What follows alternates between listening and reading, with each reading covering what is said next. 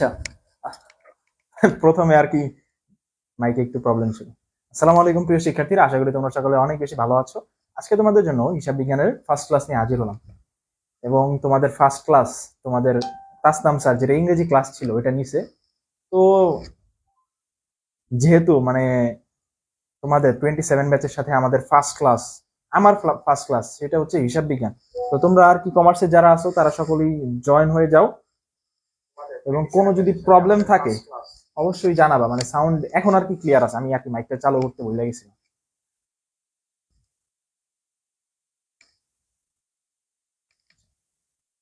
ওয়ালাইকুম সালাম, অনেকে সালাম দিছো। ওয়ালাইকুম সালাম নুসরাত আলম। তো বাকিরা আর কি যারা কমার্সের আছে, আমি লিঙ্কটা দিয়ে দিছি, বা তোমাদের ফ্রেন্ড যদি থাকে দিয়ে দিতে পারো শেয়ার।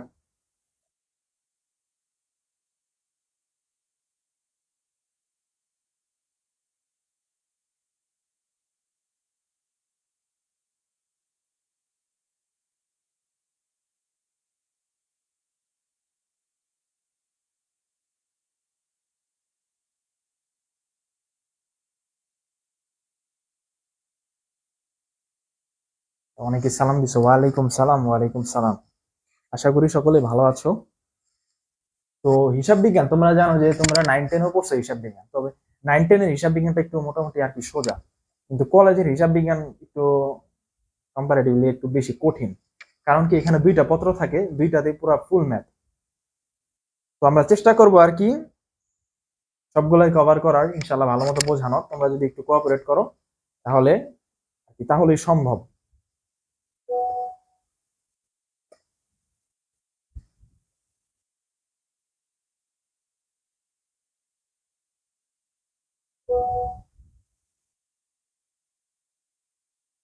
আচ্ছা, আমরা তো ফার্স্ট ইয়ারে যেহেতু তোমরা মানে ক্লাস যেহেতু শুরু করছি, তো ফার্স্ট ইয়ারের পড়াই তো পড়ানো উচিত। কারণ সেকেন্ড ইয়ার শুরু করলে তো হবে না। আচ্ছা, যারা 9-10 মনে করো সায়েন্সে ছিল তাদের জন্য কোনো সমস্যার বিষয় না।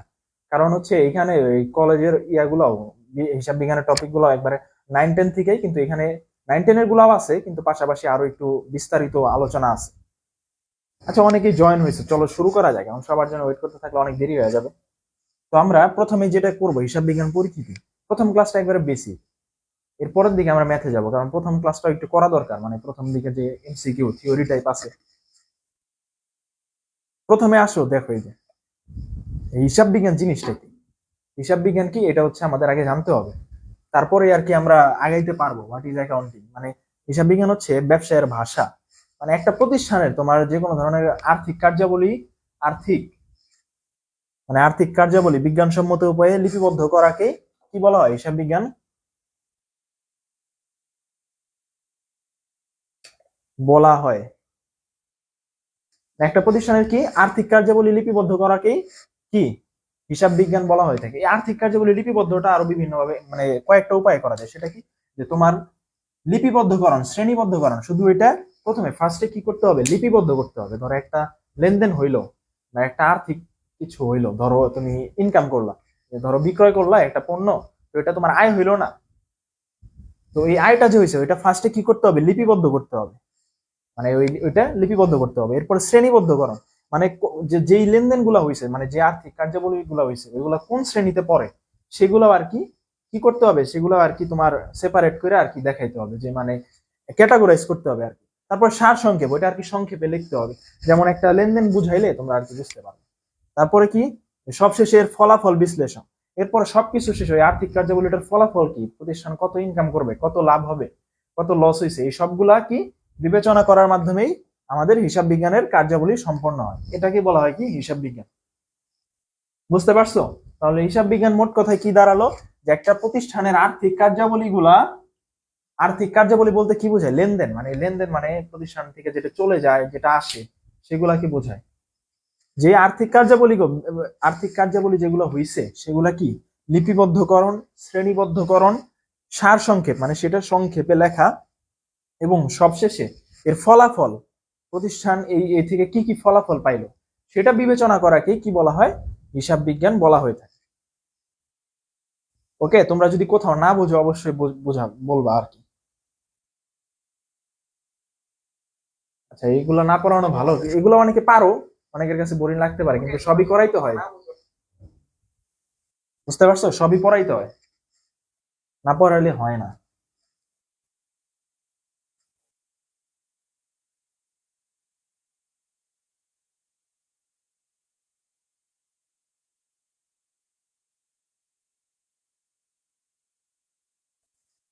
এখন দেখো কি আছে, হিসাব বিজ্ঞানের উৎপত্তি ও ইতিহাস। হিসাব বিজ্ঞানের উৎপত্তি ও ইতিহাসটা আমরা জানবো।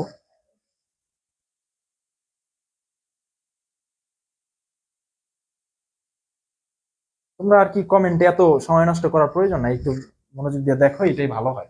হিসাব বিজ্ঞানের উৎপত্তি ও ইতিহাস এইগুলো আর কি খুবই মানে বেসিক জিনিস, যে হিসাব বিজ্ঞান মানে অনেক প্রাচীন একটা জিনিস। তোমার শুরু থেকে যে যে একটা বার্টার সিস্টেম ছিল, যে ফিনান্সে পড়ছো অনেকে, যে লেনদেন মানে কি, একটা দিছো আরেকটা নিছো। ধরো একটা জিনিস দিছো, ধরো একটা কি দিছো, পাতিল দিছো, এটার বিনিময়ে আরেকটা নিছো, এইভাবে মানুষ কি লেনদেন চালাইতো। তো ওই থেকে আস্তে আস্তে লেনদেন শুরু হয়েছে। তারপরে দেখো হিসাব বিজ্ঞানের জনক কে। হিসাব বিজ্ঞানের জনক যে অনেকেই জানো, যে হিসাব বিজ্ঞানের জনক হচ্ছে কে, লুকা পেসিওলি। এটা অনেকে হয়তো জানো, যে ইতালীয় গণিতবিদ ও ধর্মযাজক। সে কে, লুকা পেসিওলি। এটা আর কি মনে রাখবে, এটা এমসিকিউ তে আসে। লুকা পেসিওলি সে কে ছিল, ইতালীয় গণিতবিদ এবং ধর্মযাজক। লুকা পেসিওলি ইতালীয় গণিতবিদ। তারপরে দেখো দুতরফা দাখিলা পদ্ধতি, এটা খুবই জনপ্রিয় একটা পদ্ধতি। মানে দুতরফা দাখিলা, একটা লেনদেনে দুইটা পক্ষ থাকে, এটাকে বলা হয়। 1494 সালে তিনি সুম্মাদি অ্যারিথমেটিকা জিওমেট্রিয়া প্রপোর্শনিয়েট প্রপোর্শনালিটা, এই বইয়ের নামটা আর কি মনে রাখবা। তার একটা বই রচনা করেন, এই বই থেকে আর কি হিসাব বিজ্ঞানের সবকিছু আসছে। বইটার নাম কি, সুম্মাদি অ্যারিথমেটিকা জিওমেট্রিয়া প্রপোর্শনিয়েট প্রপোর্শনালিটা। বইয়ের নামটা আর কি মনে রাখতে হবে, এটা এমসিকিউতে আসে। কি বই রচনাকে, এই বইয়ের দি স্ক্রিপ্টাস স্ক্রিপ্টুরিস নামক অংশে তিনি সর্বপ্রথম দুতরফা দাখিলা পদ্ধতির ডাবল এন্ট্রি সিস্টেম মূলনীতি ব্যাখ্যা করেন। কোন অংশে, দি স্ক্রিপ্টুরিস স্ক্রিপ্টুরিস মানে এগুলো আর কি ইতালীয় ভাষা আর কি। তো ওইখানে তিনি সর্বপ্রথম এই ডাবল এন্ট্রি সিস্টেমটা ব্যাখ্যা করেন। কোথায়, যে দি স্ক্রিপ্টুরিস, তার এই বইয়ে সুম্মা দি অ্যারিথমেটিকা জিওমেট্রি প্রপোর্শনিয়েট প্রপোর্শনালিটা, এটা হচ্ছে তার বইয়ে তিনি কি ব্যাখ্যা করেন। এবং সেখান থেকেই এই দুতরফা দাখিলা পদ্ধতি, মূল কথা হিসাব বিজ্ঞানের সবকিছু এখানে চলে আসছে তার এই বই থেকেই। না বুঝলে, কোথাও যদি না বুঝতে পারো তাহলে জানাবা। এগুলো বেসিক, এগুলো আর কি তোমার জানতে হবে, এমসিকিউ এর জন্য জানতে হবে অবশ্যই। এমসিকিউ তো পুরো ম্যাথ আসবে না, কিছু কিছু থিওরি আসে। আচ্ছা, হিসাব বিজ্ঞানের উদ্দেশ্য দেখি চলো। হিসাব বিজ্ঞানের কি কি উদ্দেশ্য থাকে, এগুলো এমসিকিউ তো থাকে, কিন্তু যে হিসাব বিজ্ঞানের উদ্দেশ্য কি, অবজেক্টিভস অফ অ্যাকাউন্টিং। হিসাব বিজ্ঞানের উদ্দেশ্য কি, অবজেক্টিভস মানে কি, উদ্দেশ্য, লক্ষ্য, আর নানান কিছু হইতে পারে। হিসাব বিজ্ঞান নানাবিধ উদ্দেশ্য রয়েছে, যার প্রধান উদ্দেশ্যগুলো হলো লেনদেন স্থায়ীভাবে লিপিবদ্ধকরণ।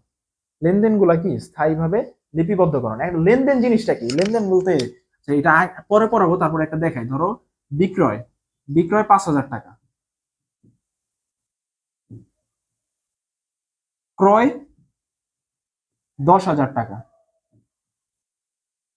এই যে প্রতিষ্ঠানে যখন এগুলো হয়, যে বিক্রয় করছে এত টাকা, ক্রয় করছে এত টাকা, এগুলো হচ্ছে লেনদেন।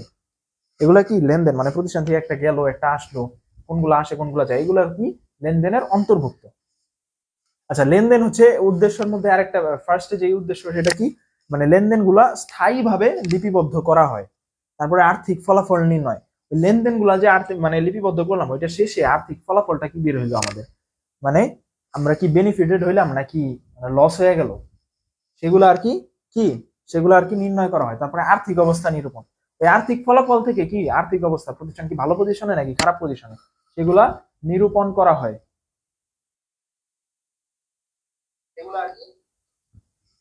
ওকে, তারপর সিদ্ধান্ত গ্রহণের সহায়তা। এখন ওই প্রতিষ্ঠান যদি ভালো পর্যায়ে থাকে আর্থিক সিদ্ধান্ত অবস্থা নিরূপণের পর, তাহলে আর কি ওই অনুযায়ী সিদ্ধান্ত নিবা। আর যদি খারাপ অবস্থা থাকে তাহলে কি কি মানে ডিসিশন, মানে কি কি তোমার কিভাবে আর কি সেটা থেকে লাভ করা যায় আর কি, সেই লসটা উতরায় উঠা যায়, সেটা আর কি বিবেচনা করে। তারপরে ভুল ত্রুটি ও জালিয়াতি যদি কোনো ধরনের হয়ে থাকে, সেগুলো আর কি রোধ করতে সহায়তা করে। ওকে,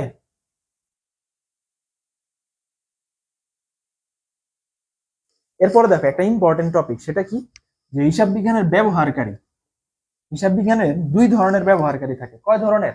দুই ধরনের ব্যবহারকারী থাকে। একটা হচ্ছে বাহ্যিক আর একটা হচ্ছে অভ্যন্তরীণ। একটা বাহ্যিক আর একটা অভ্যন্তরীণ। অভ্যন্তরীণ মানে ভিতরের ব্যবহারকারী।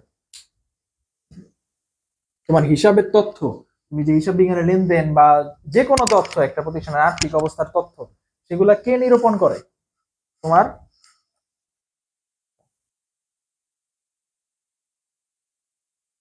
সেগুলা নিরূপণ করে কে? সেটা হচ্ছে অভ্যন্তরীণ ব্যবহারকারী এবং বাহ্যিক ব্যবহারকারী। অভ্যন্তরীণ ব্যবহারকারীর মধ্যে কিছু কিছু আছে হচ্ছে কি, যেমন মালিক। মালিক কি একটা প্রতিষ্ঠানের মালিক, সেটা হচ্ছে অভ্যন্তরীণ ব্যবহারকারী। তারপর হচ্ছে ব্যবস্থাপক মানে ম্যানেজার। ম্যানেজার মানে কি, ওই যে এমডি যাদের বলে, এমডি। তারপর হচ্ছে পরিচালনা পর্ষদ, বোর্ড অফ ডিরেক্টরস। একটা প্রতিষ্ঠানে কিন্তু বোর্ড অফ ডিরেক্টরস থাকে, মানে মালিকদের মালিক। বোর্ড অফ ডিরেক্টরস মানে কি, মালিকদের মালিক। ওকে। তারপরে হচ্ছে এই যে তোমার অভ্যন্তরীণ নিরীক্ষক, যারা ইন্টারনাল অডিট করে প্রতিষ্ঠানের আর্থিক অবস্থা বিবেচনা করে। তো সবাই বের হয়ে যাচ্ছে, কারণটা হচ্ছে এখন এটা বেসিক ক্লাস, তো হয়তো বা হিসাব বিজ্ঞান যারা বের হয়ে যাচ্ছে, মানে একজন থাকলে একজনই ক্লাস করাইতে হবে। যারা বের হয়ে যাচ্ছে জানি না আমি কেন বের হয়ে যাইতেছে। আচ্ছা, তারপরে দেখো এই যে অভ্যন্তরীণ ব্যবহারকারী কি, তার মানে মালিক, ব্যবস্থাপক, পরিচালনা পর্ষদ, অভ্যন্তরীণ নিরীক্ষক। তারপরে কি বাহ্যিক ব্যবহারকারী, মানে হিসাবে তোমার একটা প্রতিষ্ঠানের বাইরে, একটা প্রতিষ্ঠানের বাইরে ব্যবহারকারী কারা? পাওনাদার, ঋণদানকারী। পাওনাদার কারা? মানে যারা হচ্ছে পাবে, তোমার দায়, একটা প্রতিষ্ঠানের দায়। তারপর হচ্ছে কি সরকার ও কর কর্তৃপক্ষ। আবার বিনিয়োগকারী ছিল, আচ্ছা বিনিয়োগকারী যারা হলো প্রতিষ্ঠানে বিনিয়োগ করে, তারা হচ্ছে বাহ্যিক ব্যবহারকারী। তারপরে কি তোমার সরকার ও কর কর্তৃপক্ষ, ভোক্তা ও সাধারণ জনগণ এবং গবেষক, এরা। আচ্ছা, এখানে একটা টপিক আছে, সেটা হচ্ছে শেয়ার হোল্ডাররা।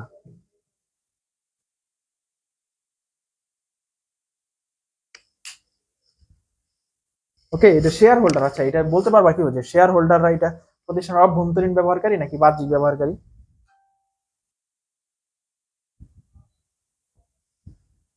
আচ্ছা,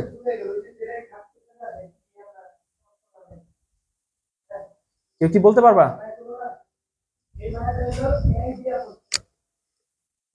কেউ কি বলতে পারবা নাকি দেখি, মানে বলো তো দেখি কেউ, যে শেয়ার হোল্ডার এটা কি প্রতিষ্ঠানের বাহ্যিক ব্যবহারকারী নাকি অভ্যন্তরীণ ব্যবহারকারী?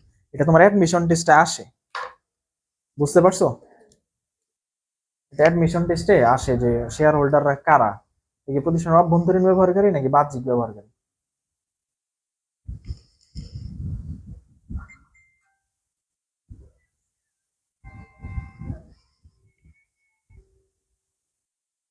আচ্ছা, জুসেল, এমডি জুসেল বাহ্যিক। হ্যাঁ, বাহ্যিক কথাটা মানে কি, বাহ্যিক ব্যবহারকারী বলা যায়। তবে অনেক ক্ষেত্রে দেখা যায় অনেক শেয়ার হোল্ডাররা আর কি প্রতিষ্ঠানের মালিকের দায়িত্ব পালন করে। ধরো দিয়ে দিল কাউকে, ধরো 20% বা 50% শেয়ার দিয়ে দিল, সে কিন্তু প্রতিষ্ঠানের মালিক হয়ে গেল। যদি মনে করো মালিকানা দিয়ে দেয়, তাহলে কিন্তু শেয়ার হোল্ডাররা অভ্যন্তরীণ ব্যবহারকারী হয়ে যাবে। আবার কিন্তু নর্মালি শেয়ার হোল্ডাররা বাহ্যিক ব্যবহারকারী হয়। কারণ কি, শেয়ার হোল্ডাররা তোমার প্রতিষ্ঠান থেকে শুধু লাভ্যাংশটাই নেয়, প্রতিষ্ঠানের ভিতরে কিছু আর কি করে না। আচ্ছা, এই যে তোমরা অনেকে বলতেছো অভ্যন্তরীণ, এই যে এই জিনিসটাই বলতে চাইতেছি আমি। অভ্যন্তরীণ কখন হয়? যখন তোমার শেয়ার হোল্ডারদের মালিকানা দিয়ে দেওয়া হয়। ধরো 50% শেয়ার দিয়ে দিল, এখন মালিকানা দেওয়া মানে কি, একটা প্রতিষ্ঠানের সবকিছু সে নিয়ন্ত্রণ করতে পারবে।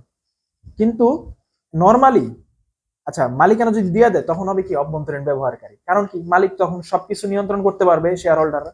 কিন্তু যখন এমনি নর্মালি হচ্ছে শেয়ার হোল্ডাররা কি বাহ্যিক ব্যবহারকারী। কারণ কি, কারণ শেয়ার হোল্ডাররা তোমার নর্মালি একটা প্রতিষ্ঠান থেকে শুধু ইনভেস্ট করে এবং লাভ্যাংশটা নিয়ে যায়, তো সে অবভিয়াসলি সেটা বাহ্যিক ব্যবহারকারী হবে।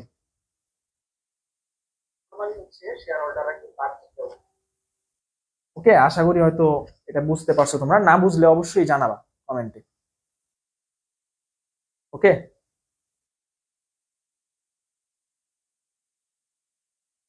আমরা লেনদেনে যাব। এই যে লেনদেনের কথা বলছিলাম না, যে লেনদেন জিনিসটা কি, এই লেনদেনই আছি আমরা এখন। দেখো লেনদেন, দেখো একটা লেনদেনের বৈশিষ্ট্য, মানে একটা লেনদেন যে হবে, তোমার লেনদেন জানাটা, লেনদেন চিনাটা, এটা কিন্তু খুবই মোস্ট ইম্পর্টেন্ট হিসাব বিজ্ঞানের ক্ষেত্রে। কারণ লেনদেন জানলে তুমি আর কি অনেক কিছুই আর কি ধরো হিসাব বিজ্ঞান আইডেন্টিফাই করতে পারবা, হিসাবের অঙ্ক করা অনেক সহজ হয়ে যাবে। যেমন কি দেখো, লেনদেনটা অর্থের অঙ্কে পরিমাপযোগ্য হইতে হবে। ধরো অর্থের অঙ্কের পরিমাপযোগ্য মানে কি, ধরো ক্রয় 5,000 টাকা, এটা হচ্ছে অর্থের অঙ্কে পরিমাপযোগ্য, কারণ এখানে টাকার কথা উল্লেখ আছে। এটা মানে অর্থের অঙ্কে পরিমাপ করা যাবে। কিন্তু ধরো একজনের মালিকের মৃত্যু হয়ে যাইতে পারে না, তো সেটা কি অর্থের অঙ্কে পরিমাপযোগ্য? অবশ্যই না। কারণ মানুষের মৃত্যু কি অর্থের অঙ্কে তুমি পরিমাপ করতে পারো যে কতটুকু মারা গেছে, কত ক্ষতি হয়েছে? এইভাবে আর কি আইডেন্টিফাই করা যায় না। তাই মানুষের মৃত্যু কখনো আইডেন্টিফাই করা যায় না। এর কারণে তোমার এটা অর্থের অঙ্কে পরিমাপযোগ্য হইতে হবে, মানে টাকা দিয়ে আর কি মাপা যাবে, সেটা বোঝানো হয়েছে। তারপরে দেখো আর্থিক অবস্থার পরিবর্তন। এই যেমন যদি ক্রয় করো তাহলে কি আর্থিক অবস্থার পরিবর্তন হয় না? তোমার টাকা আর কি, তোমার নগদ টাকা চলে যায়। ক্রয় করার ফলে কি নগদ টাকা তোমার চলে যায়। আবার বিক্রয় করার ফলে কি হয়? তোমার টাকা আসে। তুমি একটা জিনিস বিক্রয় করলো, তোমার লাভ হইলো না?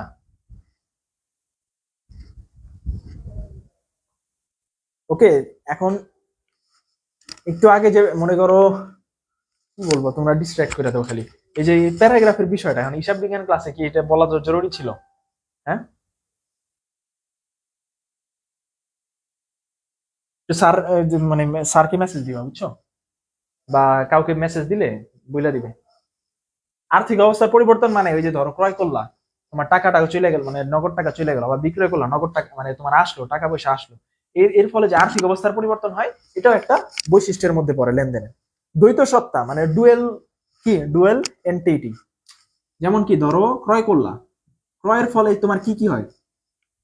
নগদ টাকা চলে যায়। ক্রয়ের ফলে তোমার যারা মনে করো করছো তারা হয়তো জানো যে ক্রয়ের ফলে দুইটা সত্তা হয়। একটা হলো তোমার ক্রয় ক্রয় যে করছো, এই ক্রয়টা হয়েছে, তারপরে কি আর নগদ টাকা চলে গেছে। কি হয়েছে? দুইটা সত্তা হয়েছে না? একটা হচ্ছে ক্রয় করছো, সে ক্রয়টা হয়েছে, ব্যয়টা বাড়ছে তোমার, আর তোমার নগদ টাকাটা চলে গেছে। এই যে দুইটা যে সত্তা হলো, সেটাকে বলা হয় দ্বৈত সত্তা। তাই হিসাব বিজ্ঞানের একটা বৈশিষ্ট্যের মধ্যে কি হবে? সেটা হচ্ছে দ্বৈত সত্তা। ওকে, হিসাব বিজ্ঞানের একটা বৈশিষ্ট্যের মধ্যে কি?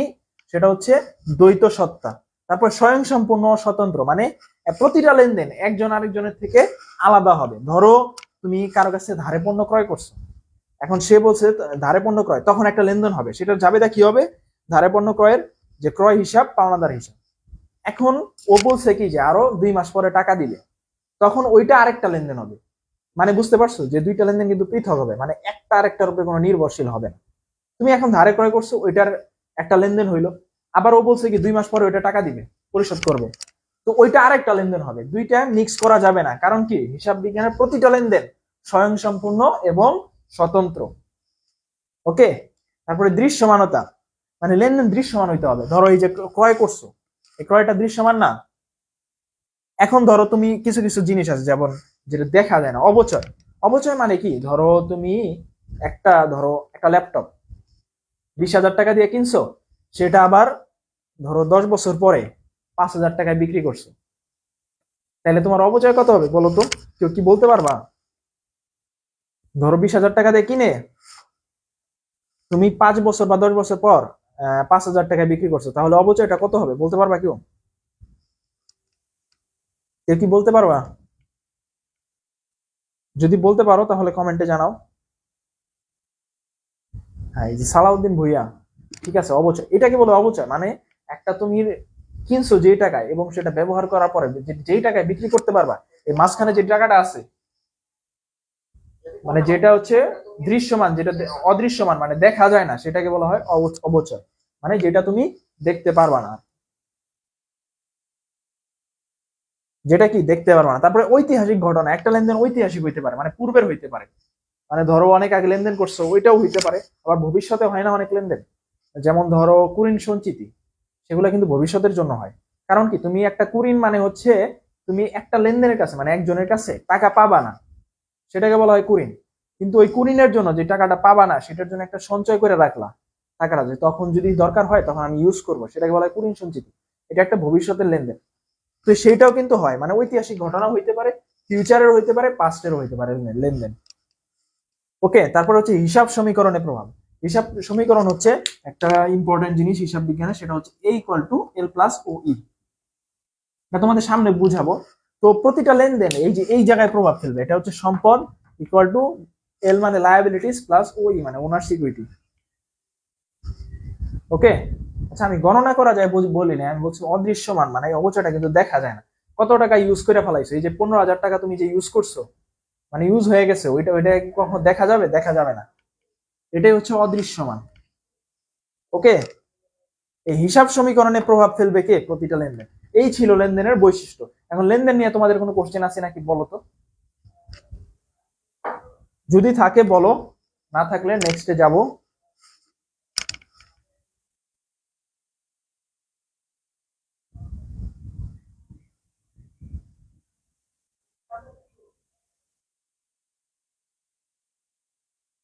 কোনো কোশ্চেন থাকলে বলতে পারো লেনদেন নিয়ে, আমরা নেক্সটে যাব। ওকে,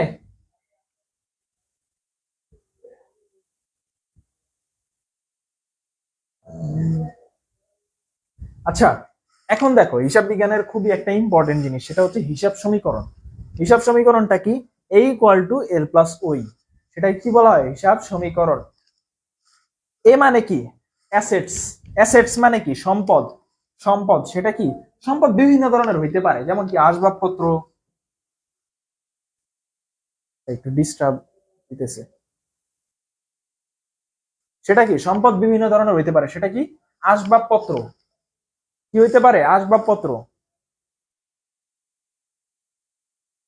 সম্পদ, সম্পদ কি হইতে পারে? আসবাবপত্র। যেমন কি ধরো, আচ্ছা আমি আমি লিখে দিই আসবাবপত্র, বা যে কোনো ধরনের স্থায়ী সম্পদ। স্থায়ী সম্পদ বলতে যন্ত্রপাতি, যন্ত্রপাতি, নগদ টাকা, ব্যাংকে জমা, আরো নানান ধরনের সম্পদ। এগুলো আস্তে আস্তে আর কি বুঝাবো তোমাদের।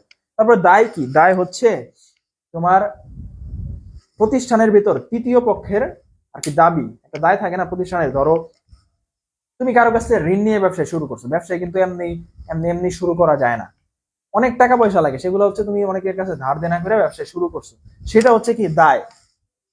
মানে অনেকের কাছ থেকে ধরো ধারে কিনলা, ধারে ঋণ মানে ঋণ নিলা, ধারো ধারে কিনলা, সেটা হচ্ছে কি? প্রতিষ্ঠানের জন্য দায়। মানে তাকে তোমার টাকাটা দিতে হবে, এটাকে বলা হয় লায়াবিলিটিস বা দায়। যাকে তোমার টাকাটা দিতে হবে সে তোমার কাছে টাকা পায়। তারপরে মালিকানা সত্ত্ব। মালিকানা সত্ত্বটা হচ্ছে মালিকের দাবি, প্রতিষ্ঠানের ভিতর মালিকের দাবি। একটা মালিক কিন্তু প্রতিষ্ঠানে যে বিনিয়োগ করে, প্রথমে ফার্স্টে নিয়ে আসে, মানে মূলধনটা ইনভেস্ট করে, সেটাও কি? একটা মালিকের দাবি। ওকে, এটা হচ্ছে তোমার এ ইকুয়াল টু এল প্লাস ও এর মূল বিষয়। বুঝতে পারছো? আবার মালিকানা সত্ত্বের মধ্যে কয়েকটা জিনিস আছে। মালিকানা সত্ত্বের উপাদান কয়টা? চারটা। মালিকানা সত্ত্বের উপাদান কয়টা? চারটা। একটা হচ্ছে কস্ট। আচ্ছা আচ্ছা, মালিকানা সত্ত্বের উপাদান হচ্ছে ক্যাপিটাল। ওকে, সি মানে হচ্ছে ক্যাপিটাল, সরি, সি মানে ক্যাপিটাল। ক্যাপিটাল মানে কি? মূলধন। ক্যাপিটাল মানে কি? মূলধন। মালিক প্রথমে কি নিয়ে? টাকা নিয়ে আসে না? মালিক প্রথমে কি নিয়ে আসে? টাকা নিয়ে আসে, সেটাকে বলা হয় কি? মূলধন। তারপরে আর মানে রেভিনিউ। ওকে, আর মানে কি? রেভিনিউ মানে আয়। যত আয় হয় সেগুলা কি? মালিকানা সত্ত্বে যোগ যোগ করতে হয়, মানে মালিকের টাকা পয়সার পরিমাণ বাড়ায় দেয়, মালিকের ইনকাম বাড়ায় দেয় আয়টা। যেমন বিক্রয় করলাম, তাহলে কি? মালিকের টাকার পরিমাণ বেড়ে গেল, প্রতিষ্ঠানের ইনকাম বাড়লো। তারপর কি? এক্সপেন্সেস। এক্সপেন্সেস, এক্সপেন্সেস মানে কি? যত ধরনের ব্যয় আছে, যেমন কি? আচ্ছা, পুঞ্জীভূত অপচয়।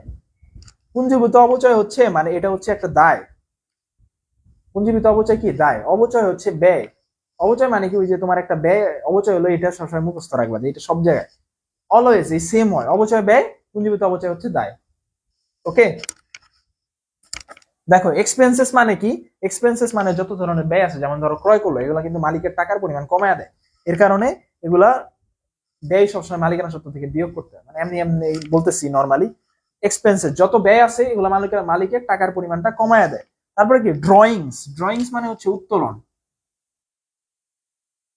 ড্রয়িংস থাকে না, ধরো মালিক ব্যবসায় থেকে টাকা উত্তোলন করলো, মালিক নিজের প্রয়োজনে ব্যবসায় থেকে 10,000 টাকা নিল, এরকম কি? প্রতিষ্ঠানের মালিকের তোমার প্রতিষ্ঠানের টাকার পরিমাণ কমায় দেয় না, মালিক যে টাকা উঠে নেয়, সেগুলা কি বলা হয়? ড্রয়িংস। সেগুলাও মালিকের টাকার পরিমাণটা কমায় দেয়। এটা হচ্ছে হিসাব সমীকরণ। ওভারঅল বলতে গেলে হিসাব সমীকরণ মানে হচ্ছে assets equal to L plus O E. Assets মানে সম্পদ, যত ধরনের সম্পদ আছে সবগুলা। এল মানে হচ্ছে দায়গুলা, মানে তৃতীয় পক্ষের দাবি, যে আমার কাছে টাকা পাবে, আমার ঋণ, ধরো কারো কাছে বাকিতে টাকা কিছু নিলাম, তাকে আমার পরিশোধ করতে হবে, মালিকের পরিশোধ করতে হবে, সেগুলাকে বলা হয় দায়। তারপর হচ্ছে মালিকানা সত্ত্ব। মালিকানা সত্ত্বের এই যে কয়েকটা অংশ আছে না, এই চারটা অংশ, এই চারটা অংশকে বলা হয় মালিকানা সত্ত্ব, এই চারটা নিয়েই মালিকানা সত্ত্ব হয়। ওকে, এখন বলো তোমাদের কোথায় সমস্যা আছে। হিসাব সমীকরণটা বোঝা কিন্তু খুবই ইম্পর্টেন্ট। আচ্ছা আচ্ছা, এই যে সি প্লাস আর, সি মানে হচ্ছে ক্যাপিটাল। ক্যাপিটাল কি? ক্যাপিটাল ও মালিকানা সত্ত্বের অংশ। ক্যাপিটাল মানে মালিক কিন্তু প্রথমে 1 তারিখে ধরো ব্যবসায় 10 লাখ টাকা নিয়ে ব্যবসা শুরু করলো, সেটাকে বলা হয় মূলধন। সেটা মালিকের টাকার পরিমাণ বাড়ায় দেয়, প্রতিষ্ঠানের ইনকাম বাড়ায় দেয়, মানে প্রতিষ্ঠানের তোমার সম্পদ, ওভারঅল সম্পদের পরিমাণ বাড়ায় দেয়। তারপরে রেভিনিউ, আর মানে কি? রেভিনিউ, আয়। আয় মানে কি? এই যে ধর মালিক বিক্রয় করলো বা যে কোনো ধরনের যে কারো কাছ থেকে টাকা পাইলো, প্রাপ্তি বা তোমার আরো বিভিন্ন ধরনের আয় আছে না, ওই সবগুলো মিলে কি প্রতিষ্ঠানে মালিকানা সত্ত্বের ওগুলোরও একটা অংশ। তারপর হচ্ছে এক্সপেন্সেস, মানে যত ব্যয় আছে, ধরো ক্রয় করলো, ভাড়া দিল, বেতন দিল, এরকম অনেক যত ব্যয় আছে সবগুলা কি মালিকানা সত্ত্বের অংশ। সেগুলো মালিকানা সত্ত্ব থেকে বিয়োগ করতে হয়, মালিকের টাকার পরিমাণটা কমিয়ে দেয়। আর হচ্ছে ডি, ডি মানে ড্রয়িংস। ধরো মালিক টাকা ব্যবসায়ী থেকে টাকা নিয়ে গেল, ব্যবসায়ী থেকে উত্তোলন করলো, এগুলো কি? ড্রয়িংস। এগুলো মালিকের টাকার পরিমাণ কমায় দেয়, মানে মালিকানা সত্ত্বের পরিমাণ কমিয়ে দেয়। ওকে, বুঝতে পারছো? এখন যদি না বুঝো তাহলে বলো, এই সূত্রটা মুখস্থ রাখতে হবে, বুঝছো? এই যে ধরো মালিকানা সত্ত্বের সাথে ক্যাপিটাল যোগ করতে হয়, রেভিনিউ যেহেতু আয়, এটা যোগ করতে হয়, এবং ব্যয়, ব্যয়গুলো মাইনাস করতে হয়, উত্তোলন কি করতে হয়? মাইনাস করতে হয়। ব্যয় উত্তোলন এটা দুইটাই টাকার পরিমাণ কমায় দেয়। বুঝতে পারছো? এগুলো মুখস্থ রাখতে হবে, পুরাটাই মুখস্থ রাখতে হবে। এখন বলো, কারো যদি কোনো বুঝতে সমস্যা সমস্যা থাকে বলতে পারো।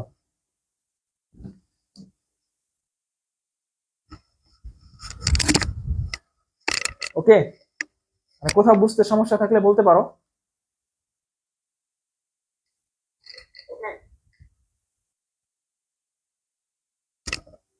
নেক্সটে যাব না?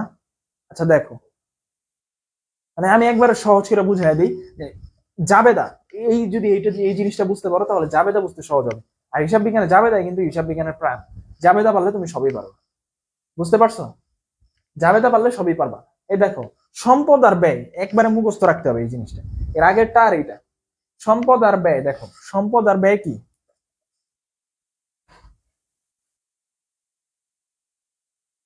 সম্পদ যেগুলো আছে, সম্পদগুলা কোনগুলা? আসবাবপত্র, যন্ত্রপাতি, নগদ, আরো যেগুলা বললা তোমরা, এগুলা যদি বৃদ্ধি। আবার হচ্ছে ব্যয়, ব্যয় মানে কি? ধরো তোমার ক্রয় করলা, বা আরো যত ধরনের বেতন, ভাড়া পরিশোধ ইত্যাদি যত কিছু আছে, বৃদ্ধি পেলে কি হবে? ডেবিট। ধরো ক্রয়, ক্রয় করলে কি হবে? ক্রয় একটা ব্যয় না? যদি ক্রয় হয় তাহলে সেটা কি? ক্রয় বাড়লো না, মানে ব্যয়টা বাড়লো, তখন কি হবে? ডেবিট। আর যদি সম্পদ আর ব্যয় হ্রাস পায় তাহলে কি হবে? ক্রেডিট। ব্যয় বৃদ্ধি পেলে, সম্পদ আর ব্যয় বৃদ্ধি পেলে ডেবিট, হ্রাস পেলে ক্রেডিট। বুঝতে পারছো? তারপরে আয় দায় মালিকানা সত্ত্ব, মানে যত আয় হবে, যত আয় হবে, ধরো বিক্রয় করলা, আবার যত দায় মানে পাওনাদার, মানে ধারে ক্রয় করলা, এর ফলে কি পাওনাদার হয়, মানে তোমার কাছে টাকা পাবে অন্য কেউ। তারপরে মালিকানা সত্ত্ব, এগুলো যদি বৃদ্ধি, এগুলো যদি, আচ্ছা এখানে একটা জিনিসে ভুল হয়ে গেছে, এখানে বৃদ্ধি হবে না, এখানে এখানে হ্রাস হবে না, এখানে বৃদ্ধি হবে। এক্সট্রিমলি সরি, আসলে স্লাইডটা বানাইতে যা ভুল হয়েছে, তবে আমি তোমাদের মানে ঠিক করে মানে পিডিএফটা আমি ঠিক করে দিব না। ওকে, এই যে এখানে পিডিএফ, এখানে হ্রাস হবে না, এখানে বৃদ্ধি হবে। বুঝতে পারছো? এখানে বৃদ্ধি হবে, লিখে দিই। দেখো, যদি সম্পদ ব্যয়, সম্পদ এবং ব্যয় বৃদ্ধি পায় ডেবিট, হ্রাস পেলে ক্রেডিট। আয় দায় মালিকানা সত্ত্ব যদি হ্রাস পায় তাহলে ডেবিট হবে। মানে তোমার মেন কথা মনে রাখতে হবে, এইটার উল্টা এইটা হবে। বুঝতে পারছো? মানে সম্পদ আর ব্যয় বৃদ্ধি পেলে কি হয়? ডেবিট। আর আয় দায় মালিকানা সত্ত্ব বৃদ্ধি পেলে কি হবে? ক্রেডিট। ওকে, এটা একবারে মানে মুখস্থ করে রাখতে হবে, এটা মুখস্থ করার কোনো ব্যাপারই না। তুমি যদি একটু বুঝো, যেমন যদি সম্পদ আর ব্যয় বৃদ্ধি পেলে কি হয়? ডেবিট।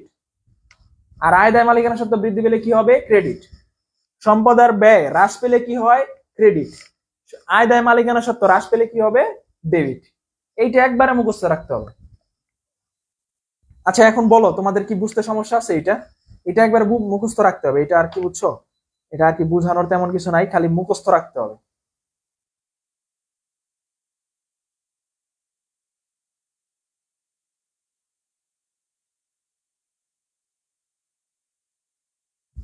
সম্পদ আর ব্যয় যদি বৃদ্ধি পায়, ধরো যে কোনো ধরনের সম্পদ, ব্যয় সম্পদ মানে কি, যে ধরো আয় তোমার ওই আসবাবপত্র যন্ত্রপাতি আরো নানান কিছু আছে না ওগুলো। আর ব্যয় হচ্ছে কি, ক্রয় করলা বা বেতন দিলা কারো, সেগুলো যদি বৃদ্ধি পায় কি হবে, ডেবিট। হ্রাস পেলে ক্রেডিট। আর আয় দায় মালিকানা সত্ত্ব, আয় মানে কি, ধরো বিক্রয় করলা, এর ফলে কি, বিক্রয় করলে তারপর হচ্ছে দায়, কেউ তোমার কাছে টাকা পাবে, মানে তুমি ধারে কারো কাছ থেকে ক্রয় করলা, মালিকানা সত্ত্ব, মালিক ধরো ব্যবসায় মূলধন নিয়ে আসলো, তাহলে কি বৃদ্ধি পেল না, এই বৃদ্ধি পেলে কি হবে, ক্রেডিট। সম্পদ আর ব্যয় বৃদ্ধি পেলে হইছে ডেবিট, কিন্তু আয় দায় মালিকানা সত্ত্ব বৃদ্ধি পেলে কি হবে, ক্রেডিট। হ্রাস পেলে ডেবিট। মানে এই জিনিসটার উল্টাটা হবে কি, এই জিনিসটা অপোজিট। ওকে, এইটা যদি মুখস্থ রাখতে পারো আসলে মানে হিসাব বিজ্ঞানের অর্ধেক পড়াই শেষ হয়ে যাবে তোমাদের। মানে তোমাদের জাবেদা আর কি অলমোস্ট শেষ হয়ে যাবে যদি এই জিনিসটা খালি মুখস্থ রাখতে পারো। সম্পদ আর ব্যয় বৃদ্ধি পেলে ডেবিট, হ্রাস পেলে ক্রেডিট। আয় দায় মালিকানা সত্ত্বেও যদি হ্রাস পায় ডেবিট হবে, বৃদ্ধি পেলে ক্রেডিট হবে। এটা আর কি মুছা দিব, সমস্যা নেই। এখন দেখো আমি কিছু তোমাদের লেনদেন দেখাই, তাহলে আর কি বুঝতে একবারে সহজ হয়ে যাবে, মানে বোঝা কি হবে, সহজ হয়ে যাবে। আমি বেশি লেন্দি করব না। দেখো এই যে দেখো, মালিক নগদ 50,000 টাকা নিয়ে ব্যবসা শুরু করলো। কি বলছি, যে মালিক যখন প্রথমে নগদ টাকা নিয়ে আসে তখন সেটা কি বলে গণ্য করা হয়, সেটা হচ্ছে মূলধন। দেখো মালিক নগদ 50,000 টাকা নিয়ে ব্যবসায় শুরু করলেন, সেটা কি হবে, ব্যবসায় নগদ টাকা আসার ফলে সম্পদ বৃদ্ধি পাবে এবং মালিকানা সত্ত্ব বৃদ্ধি পাবে। দেখো তোমার এটা হচ্ছে কি, তোমার 50,000 টাকা নিয়ে যে মালিক নিয়ে আসলো, সেটার ফলে কি তোমার নগদ টাকা বাইরে যাবে না, এবং মালিকানা সত্ত্বের পরিমাণও কি বৃদ্ধি পাবে। বুঝতে পারছো, মালিক ব্যবসায় টাকা নিয়ে আসলো, তো অবভিয়াসলি তোমার নগদ টাকা বাড়বে এবং মালিকানা সত্ত্বের পরিমাণও বেড়ে যাবে।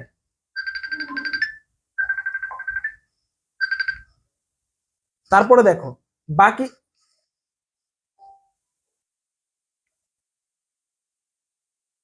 তারপরে দেখো নগদে 10,000 টাকার আসবাবপত্র ক্রয়। নগদে কি করছো, 10,000 টাকার আসবাবপত্র ক্রয় করছো। আচ্ছা এটা একটু,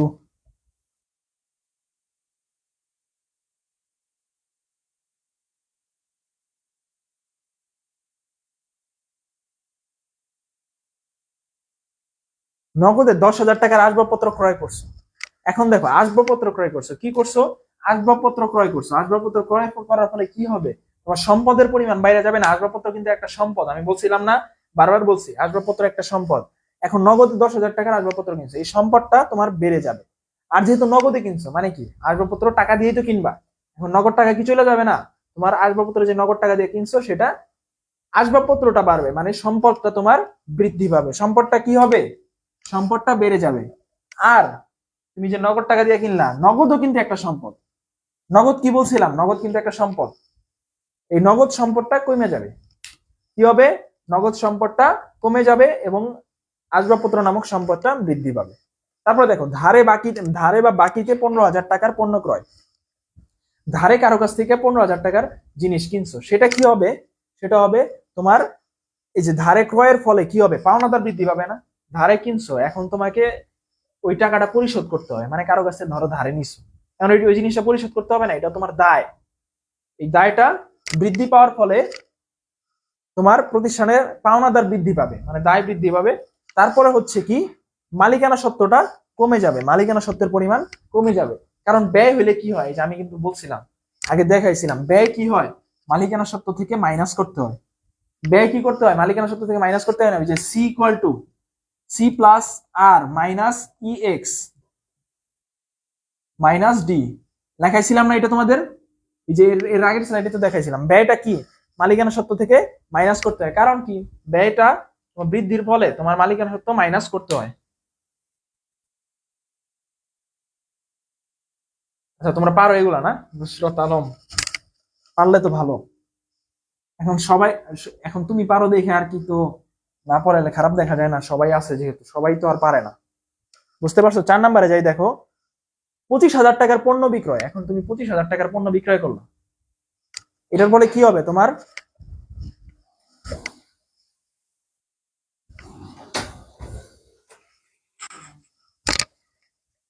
25,000 টাকার পণ্য বিক্রয়, এর ফলে কি তোমার আয়টা বৃদ্ধি পাবে এবং পণ্যটা যে বিক্রি করছো, আচ্ছা নগদে বিক্রয় করায় নগদ টাকা এবং সম্পদ বৃদ্ধি পাবে। এই যে বিক্রয় করলে এটা তোমার নগদ টাকা বৃদ্ধি পাবে এবং প্রতিষ্ঠানের আয় বৃদ্ধি পাবে। বুঝতে পারছো? তারপর হচ্ছে ধারে বা বাকিতে পণ্য বিক্রয়।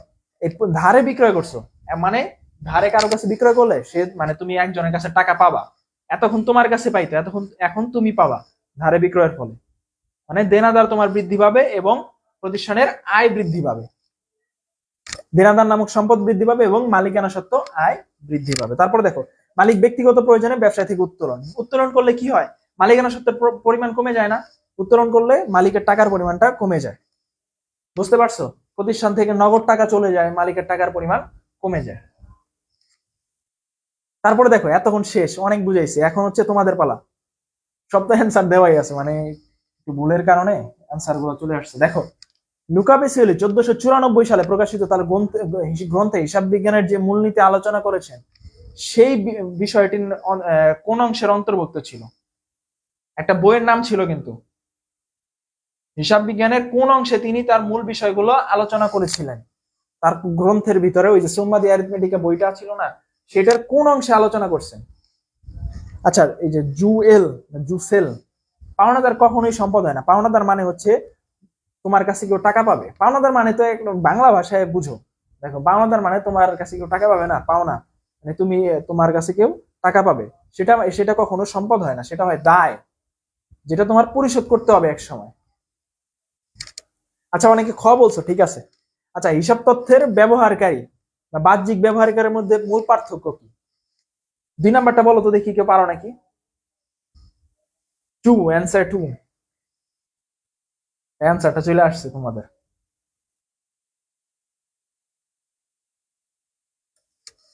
অভ্যন্তরীণ এবং বাহ্যিক ব্যবহারকারীর মধ্যে মূল পার্থক্য হচ্ছে প্রতিষ্ঠানের দৈনন্দিন সিদ্ধান্ত গ্রহণ এবং পরিচালনার ক্ষমতা। কারণ কি, বাইরের ব্যবহারকারীরা হিসাব বিজ্ঞানের দৈনন্দিন সিদ্ধান্ত গ্রহণে কোনো অধিকার রাখে না, কিন্তু অভ্যন্তরীণ ব্যবহারকারীরা সেই অধিকারটা রাখে।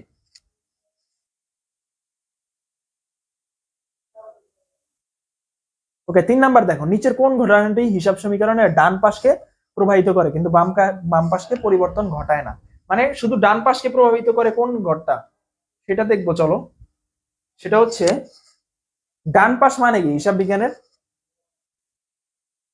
ডান পাশ মানে হচ্ছে হিসাব ব্যক্তিগত তহবিল থেকে ব্যবসায়ের ঋণ, ধারে অফিস সরঞ্জাম ক্রয়, ব্যাংক থেকে ঋণ গ্রহণ, বকেয়া বেতনের টাকা পরিশোধ। ব্যক্তিগত তহবিল থেকে ব্যবসায়ের ঋণ পরিশোধ। আচ্ছা, এটা শুধু ডান পাশ মানে কি, এই যে A=L+OE, এটাকে বোঝাইছে। আচ্ছা, এটা অনেকে হয়তো পারবা না, আমি বুঝিয়ে দিই। দেখো, হিসাব সমীকরণের কোন অংশটা মানে শুধু রাইট সাইড, ধরো এই সাইডটাকে পরিবর্তন মানে প্রভাবিত করে কোনটা? এই যে যেমন ধরো অফিস সরঞ্জাম যদি ক্রয় করো, এটা একটা বড় একটা জিনিস, সেটা দেখাই চলো। আচ্ছা, এটার অ্যান্সার কি কেউ পারবা? 3 নাম্বারটা দেখি, বলো তো। শুধু ডান পাশকে প্রভাবিত করে কোনটা? ধারে অফিস সরঞ্জাম ক্রয়, ব্যাংক থেকে ঋণ গ্রহণ, বকেয়া বেতনের টাকা পরিশোধ, মালিক কর্তৃক ব্যক্তিগত তহবিল থেকে ব্যবসায়ের ঋণ পরিশোধ। কোনটা হবে বলো তো দেখি, যদি না পারো আমি বলে দিতেছি।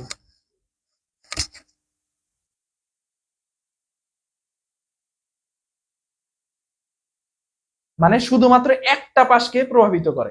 এই যে দেখো, অনেকে ভুল করতেছে, বলছো 3-এর ক। এখন দেখো, ধারে অফিস সরঞ্জাম ক্রয়, এটা যাবেটা কি হবে?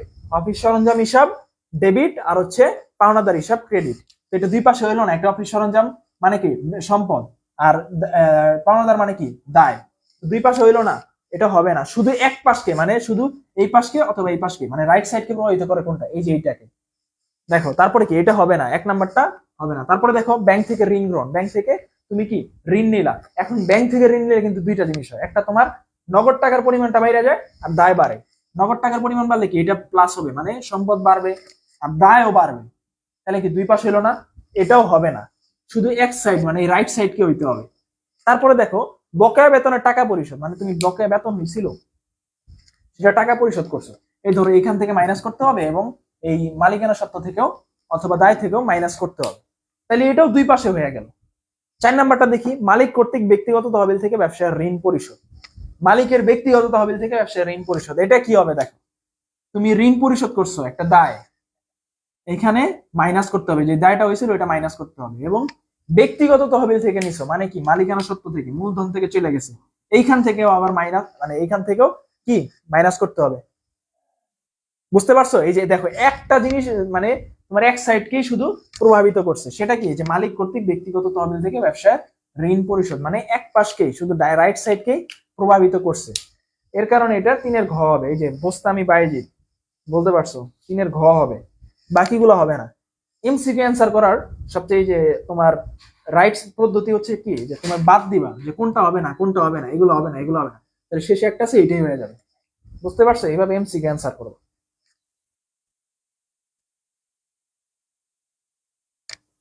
4 নাম্বার, আচ্ছা 4 নাম্বারে যাই। দেখো, ব্যবসায় ম্যানেজার একটি নতুন পণ্যের ডিজাইন তৈরি করলেন যা ভবিষ্যতে ব্যবসায়ের ব্যাপক মুনাফা আনবে। হিসাব বিজ্ঞানের কোন ধারণার কারণে এটি হিসাবের বইটিতে লিপিবদ্ধ করা যাবে না? এটা হয়তো পড়াই নাই, এর কারণে হয়তো অনেকে পারবা না। সেটা হচ্ছে অর্থের পরিমাপযোগ্যতা নীতি। সেটা কি অর্থের পরিমাপযোগ্যতা নীতি, যেটা আমি তোমাদের ভবিষ্যতে আরো পড়াবো ইনশাল্লাহ পরের ক্লাসগুলোতে, তো সেটাই দেখতে পারবা। ওকে, তারপরে দেখো হিসাব সমীকরণ এল plus C plus R minus EX minus D অনুসারে নিচের কোন জোড়া উপাদানটি বৃদ্ধি পেলে মালিকানা সত্ত্ব হ্রাস পাবে? বলো তো দেখি। এটা তো আমি পড়াইছি, মানে কোনটা বৃদ্ধি পেলে মালিকানা সত্ত্ব হ্রাস পাবে? Revenue and expense, capital and drawings, expense and drawings, liabilities and expense, কোনটা হবে বলো তো দেখি?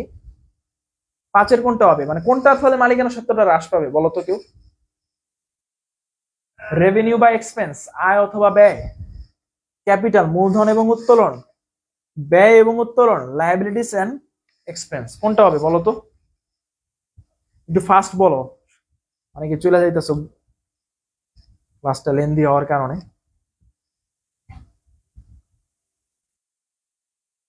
ঘ বলছো? ঘ হয় কিভাবে? আমি তো একটা সূত্র বলছিলাম না, এটা ঘ হবে না তো।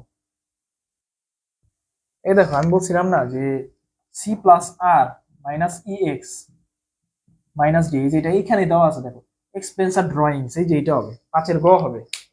ওকে, তারপরে দেখো 6, জনাব রহমান তার ব্যবসায়ের জন্য 5,000 টাকার একটি ক্যালকুলেটর কিনলেন যার আয়ুষ্কাল 5 বছর। তিনি এটিকে সম্পদ হিসেবে না দেখিয়ে সম্পূর্ণ টাকা চলতি বছরের খরচ হিসেবে দেখালেন। কোন নীতি অনুসরণ করেছেন? আচ্ছা, এই নীতির অঙ্কগুলো আমরা এখন দেখবো না, পরে দেখবো।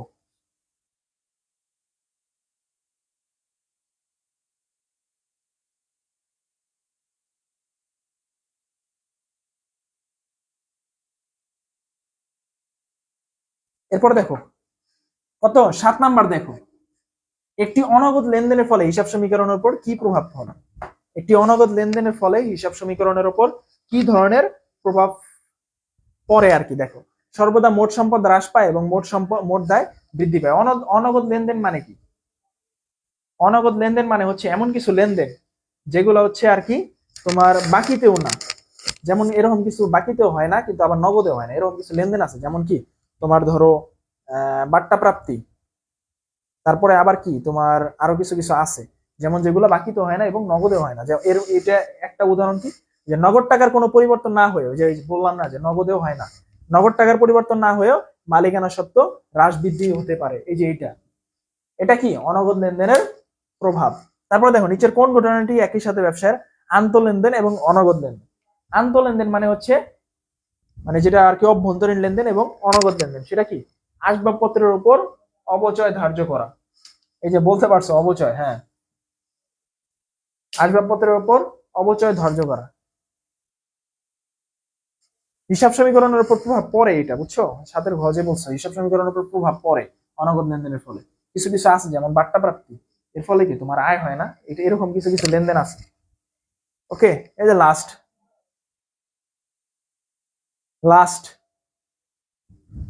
অ্যান্সার চলে আসছে, অ্যান্সার দিয়ে দিছি আমি আজকের জন্য। দেখো, ধারে পণ্য ক্রয়ের পর যদি সমাপনী মজুত পণ্যের মূল্য প্রভাব না পড়ে তবে হিসাব সমীকরণের উপাদানগুলোর উপর কি প্রভাব পড়বে?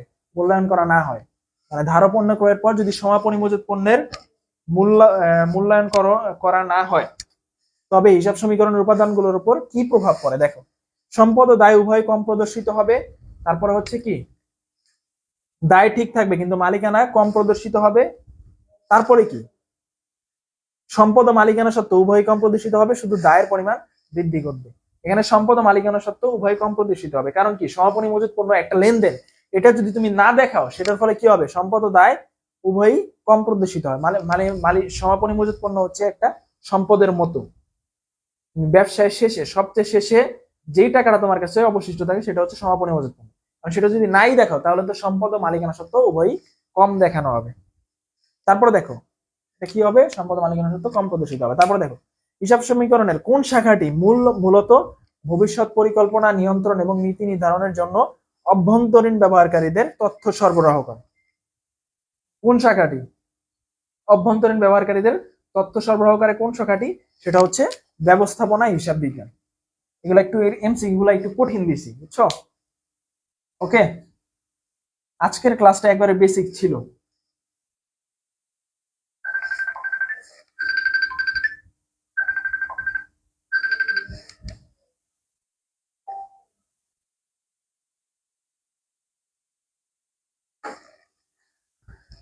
আজকের ক্লাসটা হচ্ছে একদম বেসিক ছিল।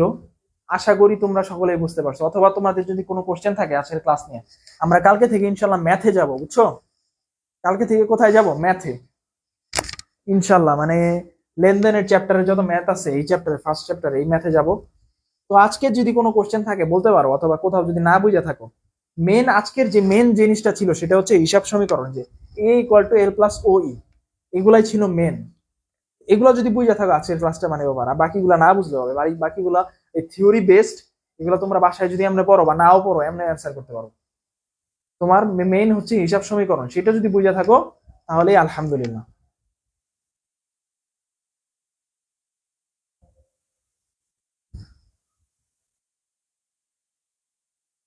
কারো কোনো কোশ্চেন থাকলে বলতে পারো। তোমার মেইন হচ্ছে হিসাব সমীকরণ।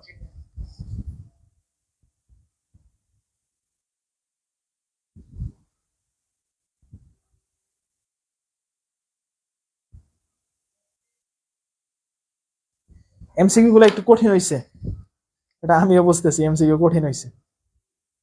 প্যারা নাই, মানে আমি আজকে প্রথম ক্লাস তো, মানে এগুলো আর কি আস্তে আস্তে বুঝে যাবে। আমি বেসিক জিনিসগুলো পড়াইছি শুধু, মানে যেটা হচ্ছে তোমার এই ফার্স্ট ক্লাস, এই যে তোমার ফার্স্ট চ্যাপ্টারে আর কি দরকার হয় এমসিকিউ গুলো আর কি, ওইগুলোর মধ্যে থেকে আরো অনেক কিছুর ভিতরে ছিল, সেগুলো আর কি পড়ানো হয় নাই, এর কারণে তোমার কঠিন লাগতেছে।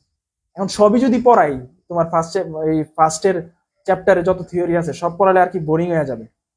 এর কারণে তোমরা একটু পড়ে নিবা, প্লাস কালকে থেকে ইনশাল্লাহ যদি অঙ্ক করানো শুরু হবে, মানে কালকে থেকে না, যেদিন আর কি নেক্সট ক্লাস থাকবে সেদিন থেকে। তো আজকের ক্লাস নিয়ে যদি কোনো কোশ্চেন থাকে বলো, তাহলে যদি না থাকে শেষ করে দেবো ইনশাল্লাহ।